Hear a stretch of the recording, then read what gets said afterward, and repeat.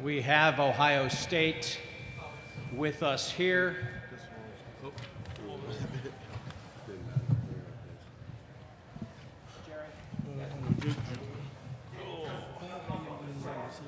I got you. Coach Day, congratulations on the victory. The Buckeyes now 13-0. Coach, would you like to make an opening statement, and then we'll open questions for players? Yeah, just, what a gritty win, that we knew it was going to be like this. To beat a well-coached Wisconsin team twice in 1 year, both in the top 10 when we played them, that's not easy to do. And then the way that we came off of these last two games, they were both emotional wins, and 3 back-to-back wins like this, it shows you what this team's made of. But then to go down the way we did and come back and play in the second half, I think you've seen our talent, you've seen our execution, you've seen a lot of things, but today showed our team's heart, and I think that's what makes this the best win of the year. We'd like to remind our media, please, to raise your hand with any questions. We'll acknowledge you here from the podium. Front row, please go ahead. Hey, Ryan, Ari Wasserman, The Athletic. Were you nervous at halftime? Was I nervous? Yeah. Yeah, I was a little nervous. Yeah, but we had a group of guys in that locker room who were barking at each other that they weren't going to leave this place without a win, and then we all got together and said, this is like life. It isn't always going to work out the way you want it, and the challenge was we were going to find out what was really made inside of us, and I thought you saw that. Right, and since the day you took this job, you've known what was ahead in terms of the expectations and where people thought this program needed to be. When you're looking back now, you go undefeated your first year, you beat the rival, now you're a Big Ten champion. Can you just take a deep breath? I know there's goals ahead, you want to win a national title, but can you, at the baseline of where you got, can you finally feel good about, hey, we did what we were supposed to do? I don't know. I know what you're saying. There's a lot of stories to be told tonight. I don't think my story is one of them, but I will say, when people are given opportunities in life and there's certain high expectations, you can't worry about those things. You just have to go. And you just have to believe in yourself. And I thought of this as an opportunity, not as a situation where people were going to expect something that was unrealistic. And you just go. And you just put your trust in the team. And I think this coaching staff is the best coaching staff in America. And I think these leaders and these players are the best in the country. And we still got a lot of football to play. You can't exhale? I don't know.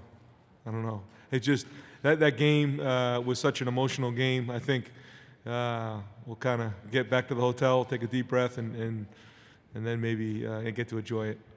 Coach, we're going to direct your attention to front row on your right, please. Tino Bovenzi from Spectrum News. Things didn't come easy for Justin today at all, the first half. And then the second half, he kept swinging and ends up turning out being the MVP of the game. Can you just speak on his play and how he responded? Yeah, well, he didn't get a chance to practice as much as he would have liked to this week, and so I think early on it was a combination of our protection and maybe him just being a little rusty, just not getting the amount of reps and live reps that he needed during the week. Being a quarterback, so much is timing. And when you're in the NFL and you've had years and years and hundreds of games under your belt, maybe you don't need it as much. But when you're a 19-year-old sophomore who hasn't played a ton of football, you need to practice. And the way that he played today without having a full week of practice is incredible. And his heart is like I've never seen before. And the way he came out to play today goes to show you that. But that's a microcosm of this team. You know what I mean? You look at the way Chase went through this season. I mean, you could go through the different stories, but there's something special about these guys. Yeah, and then one for Chase. The defense really turned it up in the second half. You guys, I don't think, gave up a point. What was the difference for you guys to make that change? I think we just had to go back in and refocus, and just do the simple things like tackle, do our assignments. And, Coach Day, he just kept saying, just keep swinging. And, we just kept swinging, and, we turned it out, and it turned out for the best.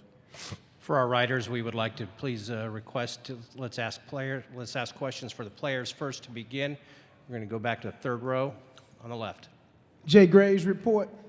Chase, just to piggyback on his question, you guys found yourself down 14 points early. When you being the leader of that defense, what was the conversation that you were having with those guys in the huddle, because you hadn't found yourself in that position all season? Yeah, halftime, we went back in the locker room, and I just said there was no need for any yelling, because it was the simple things that we just weren't doing, like tackling and doing our jobs.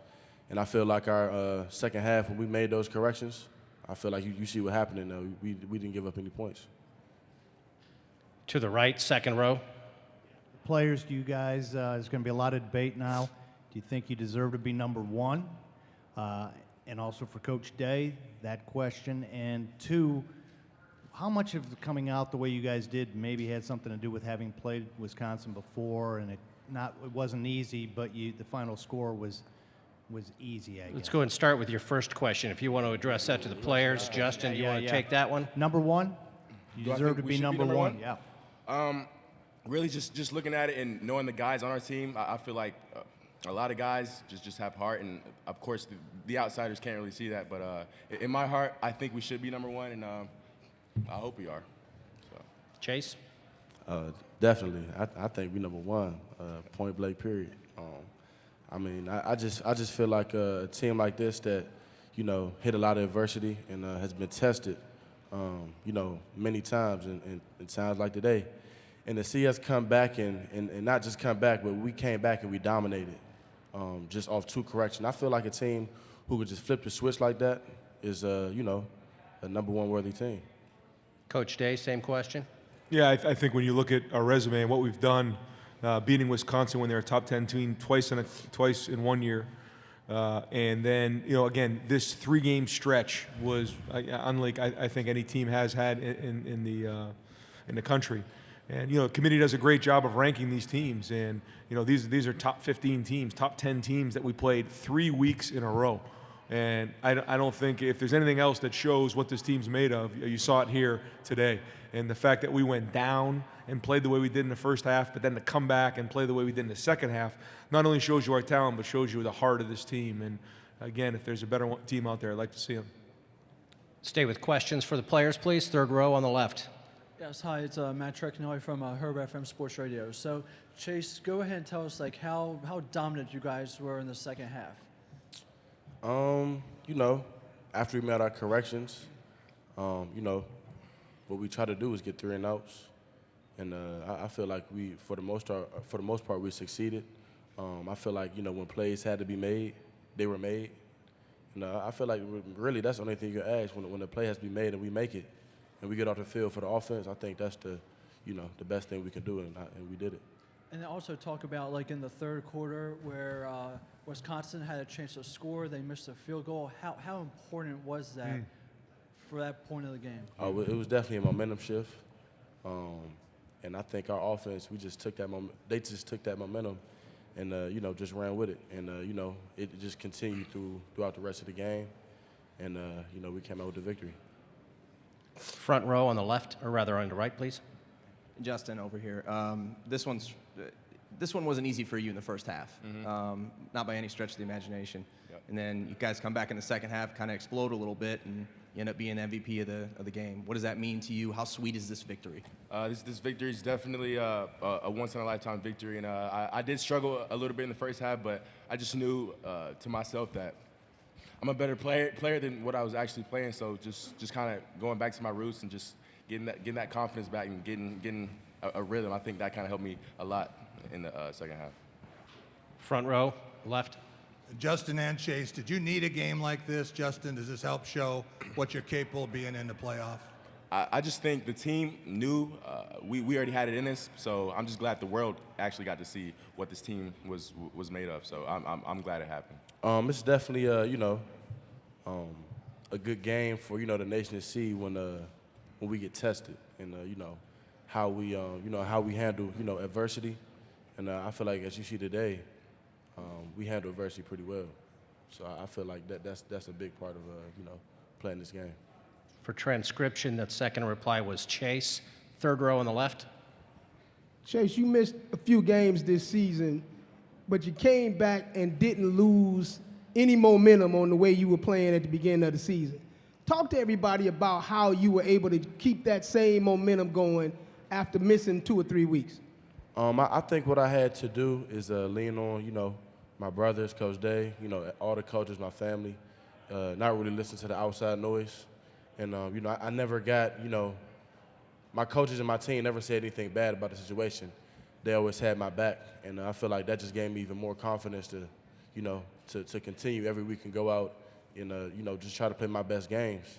And, I just can't thank, my family and my teammates and my coaches enough for the support, because it made me go even harder. We'll take just a couple more for players, front row here left. Chase, the defense, can it, aside from what happened in the first half, how much better can this defense be over the next couple of games? We played Buckeye defense in the second half, I say. I say first half, we didn't play, we weren't ourselves. But I feel like as you see, in the second half, I feel like we played pretty lights out for the most part. And, obviously, in the first half, we made a lot of mistakes, a lot of missed tackles. So like I say every week, we just got to go back to the meeting rooms and just make our corrections.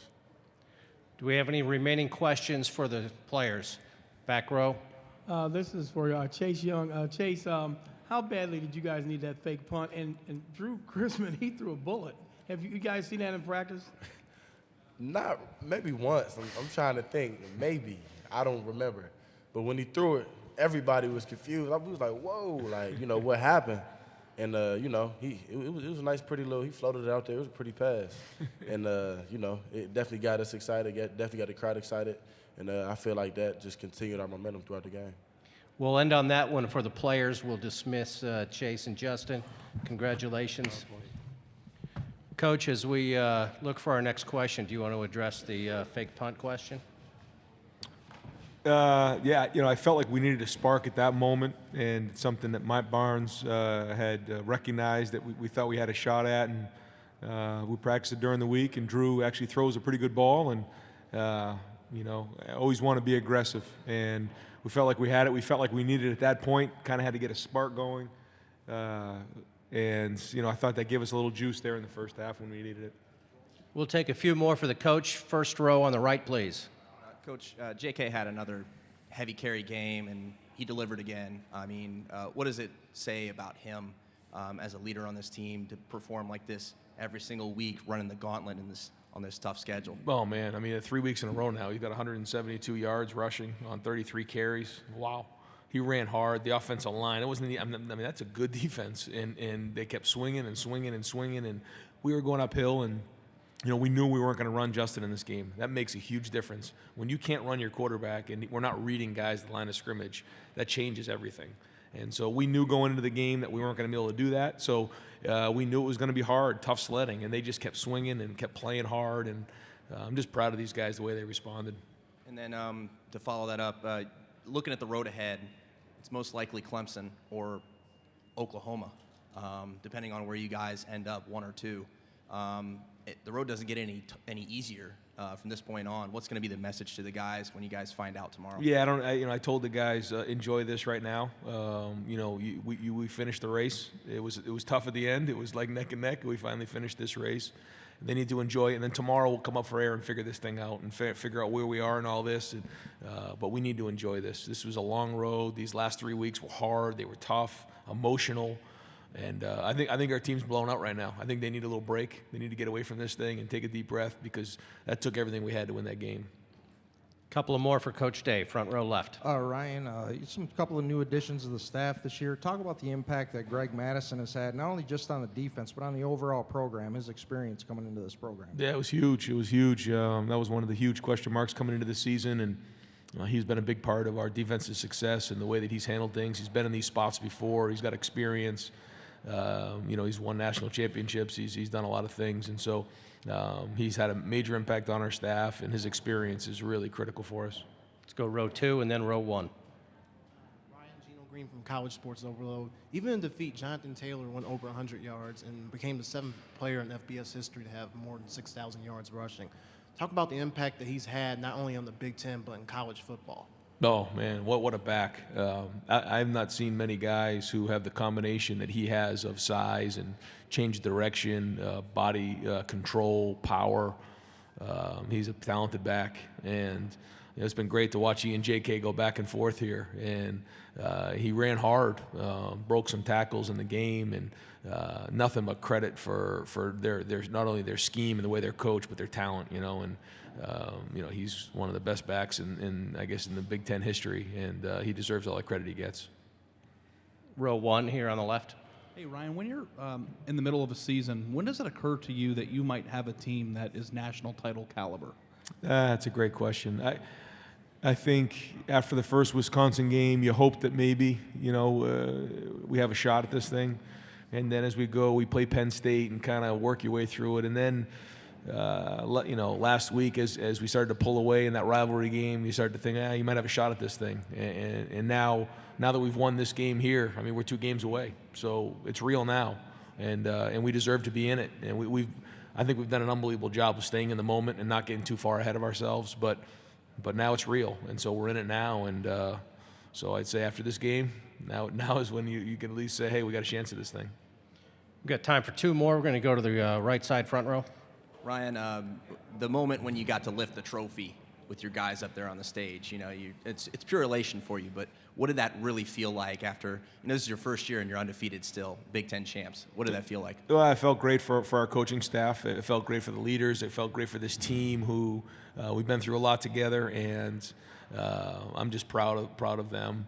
There were so many expectations put on us this season, going into the season, and our ability to stay locked in and week out and play together as a team. And then for the first real time face adversity, we're losing in a game, because that was the big question mark in my mind. What were we going to do when we went down 2 scores at halftime? Because we didn't know.